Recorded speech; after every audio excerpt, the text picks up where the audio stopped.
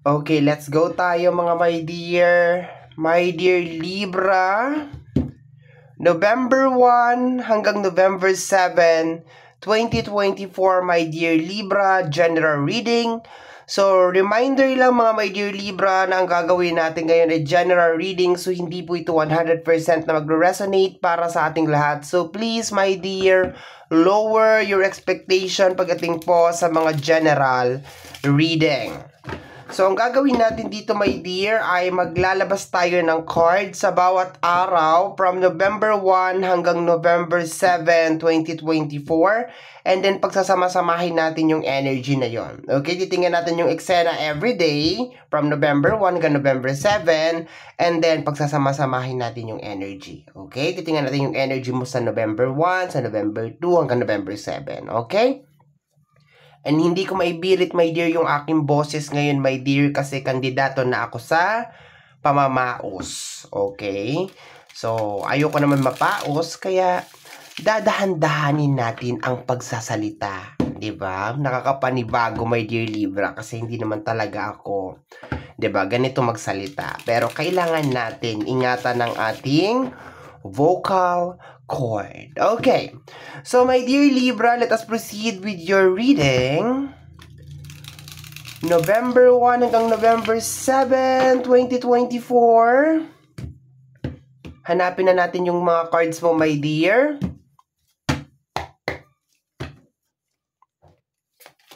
November 1. Eto daw.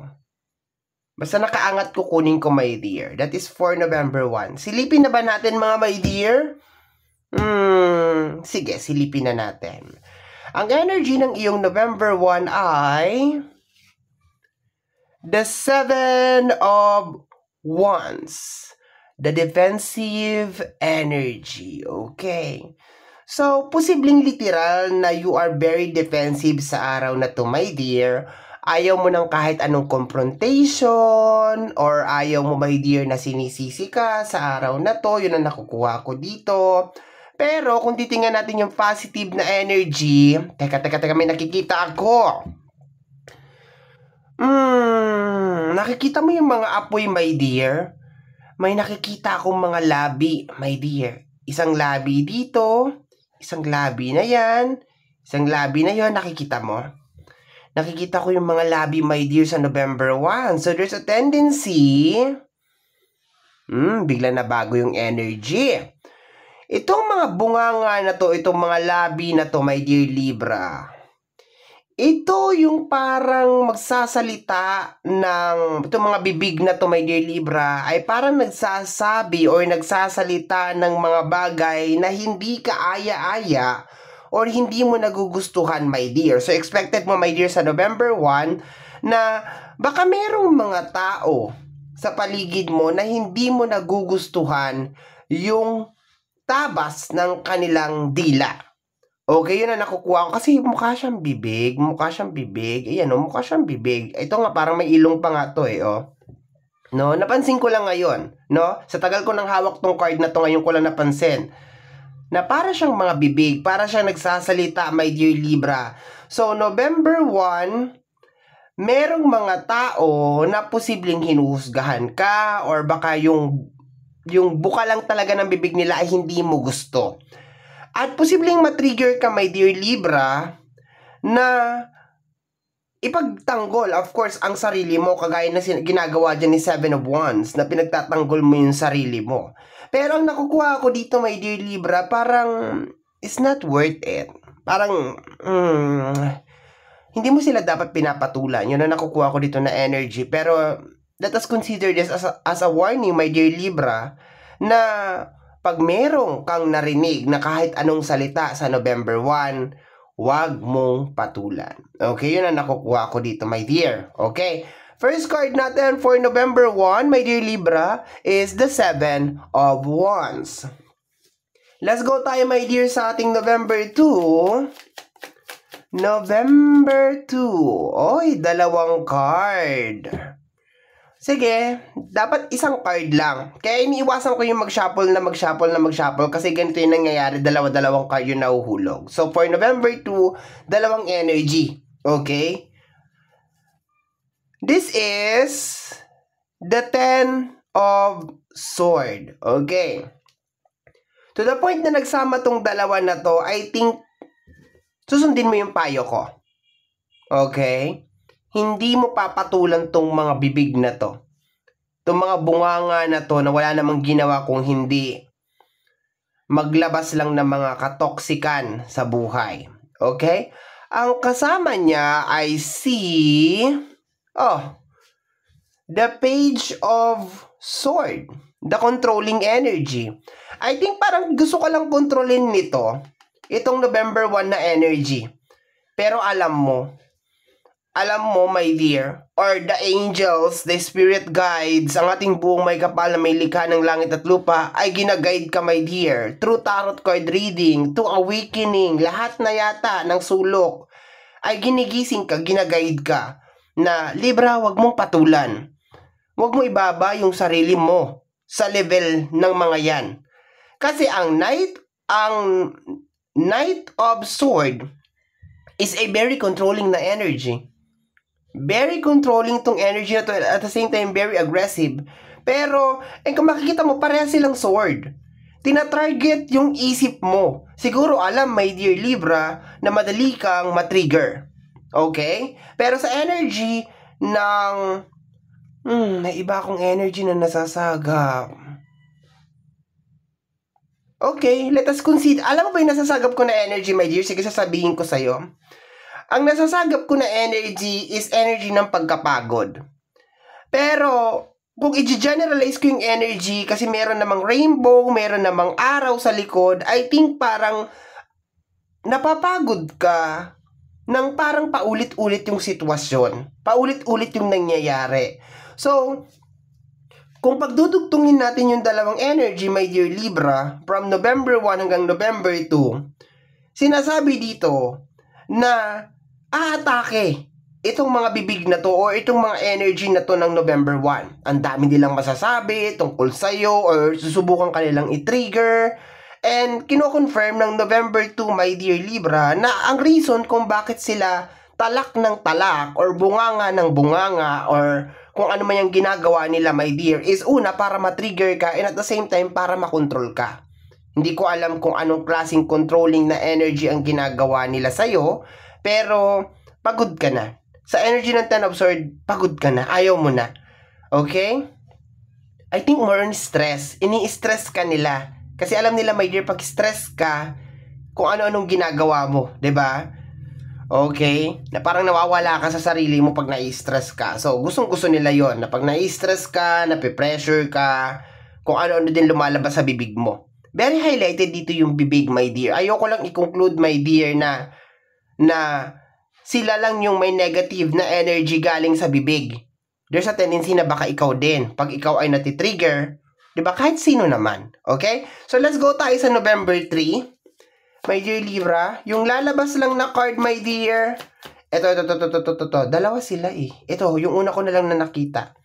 Ayan. We have here the energy of the Emperor. Energy ng success. Okay? So, kung dito muna tayo. Sige, huwag natin muna i-combine. Sa energy ng November 3, ganun mo kabilis ma-overcome to. Kung ano yung eksena na nangyayari na November 1 at saka November 2, ganun ka kabilis makaka-move on. There's a tendency, my dear Libra, na baka maging motivation mo pa nga ito para makuha yung energy ni Emperor. Okay, let us focus sa energy na nakukuha ko. Ito, November 1, kaya sila ganito is because dahil nakikita siguro nila yung energy ng Emperor sa'yo. Energy ng power, energy ng success, you can conquer the world. Nakikita nila, my dear. Nakukuha ko rin na energy na ambisyosa or ambisyoso. Parang may nagsasalita. Yung energy. Pero wala naman masama dun, di ba? Para sa akin, pag nasabihan ako ng ambisyoso, parang thank you. Salamat kasi nakikita nyo na meron pala akong ambisyon. Pero syempre sa ibang tao, parang hindi maganda yon. Ambisyoso, di ba? Pero para sa akin lang, my dear Libra, I'm so grateful and thankful pag sinabihan ako na ambisyoso ako or ambisyosa ako. Di ba? Kasi ibig sabihin, meron ako ambisyon. Ibig sabihin, nag-i-exist ako sa world. 'Di ba? Gumagana yung utak ko, nag-aambisyon ako, 'di ba? May pangarap ako. Ewan ko sa iba, meron ako mga kakilala na ayaw nila nasasabihan ng ganon. Pero I think, my dear, yung nangyayari na eksena dito pag kinumbine natin yung November 1 hanggang November 3, my dear, is because kaya kanila tinitrigger, my dear Libra, is because nakikita nila na may potential ka na maging si Emperor. Okay? So, yung eksena ng November 3, my dear, is parang recovery lang kaagad ng lahat ng nangyari from November 1 to November 2. November 3, energy of power. So, there's a tendency na baka meron ka mga gagawin sa araw na to, or na-gain mo ulit, nabawi mo ulit yung mga, kasi hindi mo naman pinatulan eh. 'Di ba? Sabi ko pa nga sa'yo, unang card pa lang, huwag mong patulan. And yun ang nangyari, hindi mo pinatulan. Ang sabi mo kasi sa November 2, pagod ka na sa controlling na energy. Hindi naman literal na kinokontrol ka nila na, gawin mo to, gawin mo yan. Pero yung, meron silang ginagawa, merong nangyayari na parang tinitrigger ka nila. Yun ang nakukuha ko, my dear, na tuwing naririnig mo yung bunganga niya o yung sinasabi niya, parang natitrigger ka and nakakagawa ka ng mga bagay o nawawala ka sa focus or concentration, para kang napa-black magic or something. No? Pero napaglabanan mo siya, my dear. Napaglabanan mo siya. And the energy of the Emperor is here. Energy ng success. Ibig sabihin, parang nabawi mo, my dear, kung ano man yung gusto nilang nakawin sa'yo na energy, or nakontrol mo yung sarili mo, sabihin na lang natin. Let's go tayo ng November 4. November 4, Monday. Kung nasa Pilipinas ka, that is Monday. Kung nasa ibang bansa ka, bahala ka sa buhay mo. Okay? Let's go tayo, Monday. November 4, eto. Okay, eto. Tingnan natin kung ano eksena na November 4. We have here the energy of the, oh my gulay. Hindi talaga sila titigil. We have here the energy of the Four of Wands. Maganda tong energy ng Four of Wands, my dear. Sa lahat ng tarot, Four of Wands is energy of stable. Diba? Stable. To the point na nagsama ang Emperor at saka ang Four of Wands, energy yan, my dear, ng pagiging stable. Pero kung ibabase natin, my dear, sa totoong illustration or totoong meaning, my dear, ng tarot, diba? The Tarot of Haunted House, because ang gamit natin na card ngayon is the Tarot of the Haunted House. Ito kasi, my dear, is para sila ditong nagre-ritual, or para sila ditong, which is, diba? Parang sabihin natin na Teka, let me give you some time, ha? Give me some time. Parang, sabihin natin, nagre-ritual sila dyan, and then parang may pumasok, parang may nag-interrupt. No? Parang ganun yung energy. So, maganda yung energy ng November 3 at saka November 4 for you, my dear. But, to the point na meron energy ang Four of Wands sa tarot na to ng interruption, I can feel na parang ayaw nilang tumigil. Parang nandyan at nandyan pa rin sila. Okay? Tingnan natin kung anong gagawin mo sa November 5, my dear. Tingnan natin. Okay? Pero so far, let us just focus on the positive energy ng dalawang card na to. Pag-base tayo dun sa lumang message or energy ng tarot, that the Four of Wands is energy ng pagiging stable. Pagiging maganda. Pero, nandun pa rin yung energy na parang meron pa rin talagang negative na energy. Na parang ayaw talaga nilang tumigil. Parang ayaw ka talaga nilang maging successful. Okay? I can feel, my dear, na sila. Sinasabi ko ng sila. I can feel na more than one to. Kasi tingnan mo yung bibig. Hindi lang siya isa. Balik tayo sa November 1. Isa, dalawa, tatlo, apat. Apat yan. Or there's a tendency na baka 7 yan. Kasi this is the 7 of Wands. Pero ang maliwanag lang na bibig dito, my dear, is isa, dalawa, tatlo, apat. Okay? And nakaka-receive din ako nang hinawakan ko tong card na to, my dear, na mag-ingat ka rin, my dear, sa mga bibitawan mo na salita. As much as possible, kung galit ka, wag kang na lang magsalita. Okay? Lumayo ka na lang, umiwas ka na lang. Although sinasabi naman dito, my dear, na hindi mo naman papatulan, pero sasabihin ko pa rin na kung galit ka from November 1, or sabihin natin from November 1 to November 4, wag ka na lang magsalita. Okay? Lumayo ka na lang as much as possible. Sabi ko nga sa'yo, hindi worth it na patulan tong mga ganitong energy, my dear Libra. Hindi. Walang magiging benepisyo sa'yo, hindi ka yayaman, Wala magiging ambag sa buhay mo, my dear. Okay? So, let's go tayo, my dear Libra, sa November 5. Ito daw. The energy of the Magician. My dear, tuloy-tuloy yung magandang energy mo. Yung November 1 at saka November 2 lang yung hindi, kasi tinitrigger ka. Pero from November 3 to November 4, kahit na ini-interrupt ka, my dear, kahit na nandiyan pa rin sila, you have here the energy ng Magician, energy of November 5, energy of accomplishment.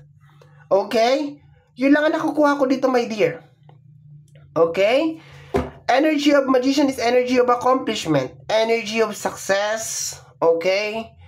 Energy of starting something, baka mag-start ka ng something, okay? So, the point na meron ka ditong 10 of Swords, I think parang you are over with them, with their energy. Ayoko na sa energy nyo. Masyado kayong mga toxic, okay? Excuse me, my dear. Let's go tayo. Last 2 cards lang. Last 2 cards na lang, my dear. November 6. Okay. Uy, yan ang sinasabi ko. Ang daming message. Okay. Uy, the November 6 is the 5 of Swords, energy of confrontation. Asus, sumabog si Libra. The Ace of Swords, asus.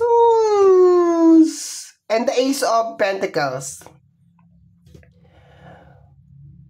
Ang ganda ng energy ng Ace of Pentacles, okay? Pero there's a tendency, my dear, teka lang ha, unahin natin yung first card. The 5 of Swords. Energy of 5 of Swords is parang energy ng gigil. Ito, energy of confrontation, energy na parang gustong bumawi or something like that. Pero kung makikita mo yung Ace of Swords, parang sinasabi, my dear, na pigilan mo. Okay, sa energy ng Ace of Swords. Kasi tuwing lumalabas ang Ace of Swords, tatakpan ko lang, my dear, yung Ace of Swords. Kasi parang napakapangit niyang tingnan. Baka kung ano mangyari sa channel natin. Tuwing lumalabas, my dear, ang Ace of Swords, parang sinasabi, nasasagap ko na energy na parang kailangan mong magsakripisyo. Pero ang nakukuha ko sa dito, my dear, is parang kailangan mo, parang stop. Parang wag. So, there's a tendency, my dear, na November 6, parang gusto mong manakit. Yun na nakukuha ko ng energy. Kaso, kung makikita mo, parehas kamay yan, there's a tendency na ito yung sumira sa blessing mo, my dear. So, kagaya na sinasabi ko sa iyo kanina pa lang, my dear, wag mong patulan. Kahit anong mangyari, my dear, wag mong patulan. Focus ka lang sa goal mo. You are the emperor, you are the magician, di ba? Wag mong patulan, my dear. Wag mong patulan. November 6, there's a tendency, my dear, kasi sabi ko, hindi sila tumitigil. Umabot pa sila dito, my dear, oh, November 4. Diba? Umabot pa sila dito, my dear. Nag-upisa sila ng November 1, umabot pa ng November 4. Pero ito, siyempre tao ka lang. Ang tagal na nilang nanggugulo. Tao ka lang. Ayan o. So there's a tendency, my dear, November 6, sumabog ka. Tatakpan ko lang yung Ace of Swords. Kasi parang diba? Parang may ginagawa siyang hindi maganda. Eto. November 7, last card. We have here the energy of the King of Cups, the very loving and understanding card. Sa energy ng King of Cups, ito ay very loving and understanding card. Okay? Parang sinasabi ng last card natin, my dear, na intindihin mo na lang siguro, my dear, kasi minsan, baka mayroon mga tao na talagang miserable lang talaga ang buhay nila, na hindi nila kayang maging masaya sa success or achievement ng ibang tao. Sabihin na lang din natin, kasi this card is very loving and very understanding na card. So parang sinasabi dito, my dear, intindihin mo na lang yung mga tao na kulang sa bakuna. 'Di ba? Yung mga tao na hindi pinainom ng tiki-tiki plus for baby. Okay? Ganon. Intindihin mo na lang. Talagang nandyan talaga sila. Maski saan ka magpunta, nandyan talaga sila, my dear. Maski anong trabaho mo, maski saan ka magpuntang bansa, or saang lugar, nandyan talaga sila. Talagang hindi talaga sila mawawala.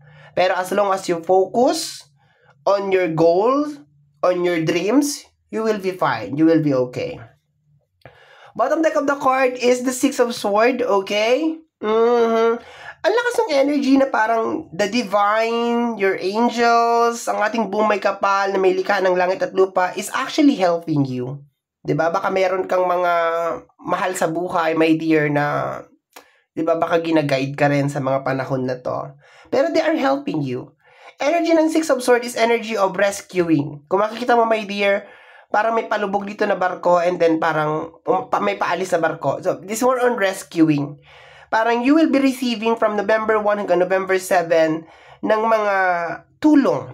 Parang nire-rescue ka na, wag mong patulan yan, focus ka lang sa goal mo, you are the emperor, you are the magician, walang imposible sa'yo, my dear Libra, lahat ma-overcome mo, wag mong patulan yung mga bibig na yan, baka mga gutom lang yan, or kulang lang sa bakuna yung mga yan, di na painom ng vitamins, tiki-tiki, hindi love ng mama nila, or something.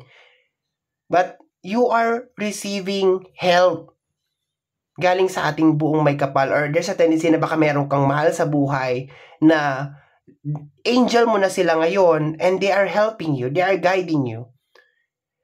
Okay? Balik tayo sa November 7, understanding. Okay, the lover's energy. Okay, mahalin mo na lang, my dear. Sabi pa nga nila, pag binato ka ng bato, batuhin mo ng tinapay. Palamanan mo lang ng bato para joke lang. Charot lang. Joke lang, my dear Libra. Okay? So, my dear Libra, hindi ko na pahabain to kasi nasa 21 minutes na tayo.